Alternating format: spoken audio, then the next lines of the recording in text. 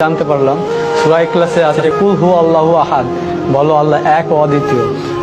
আর ঋগ্বেদে আছে একং ব্রহ্ম দ্বিতীয়ং নাস্তি নেহেনা নাস্তি কিঞ্চং, সৃষ্টিকর্তা মাত্র একজন, ওই দ্বিতীয় কেউ নেই, কিঞ্চিত পরিমাণেও নেই।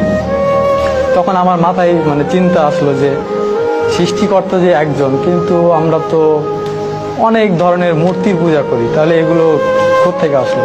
অথচ বেদে আছে নাচ্চি কাচ্চি জাদিতা না জাদিপা নাস্তি প্রতি মাস্তিক, সৃষ্টিকর্তার কোনো প্রতিকৃতি নেই, কোনো ছবি নেই, কোনো মূর্তি নেই, কোনো ফটোগ্রাফি নেই, কোনো আইডলস নেই। তাহলে আমরা কেন এই ভ্রান্তিক বিষয়গুলো নিয়ে পড়ে থাকবো? আমার চিন্তা ভাবনা শুরু হলো, আরো জানলাম হিন্দু ধর্মের কল্কি অবতার নামে একটা বই আছে। ওই কল্কি অবতারে একটা শেষ অবতার যার নাম হবে নরসংসা। নরসংসা অর্থাৎ প্রশংসিত ব্যক্তি।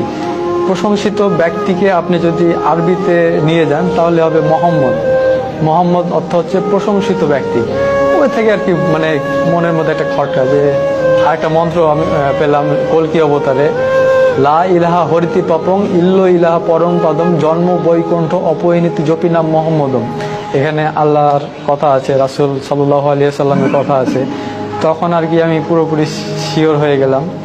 তারপরে আরো মন্ত্র আছে হতারমিন্দ্র মহাসুরেন্দ্র অল্লং জ্যেষ্ঠং শ্রেষ্ঠং পরমং ব্রহ্মং অল্ল রাসূল মোহাম্মদং অল্ল লাল্লিকতং।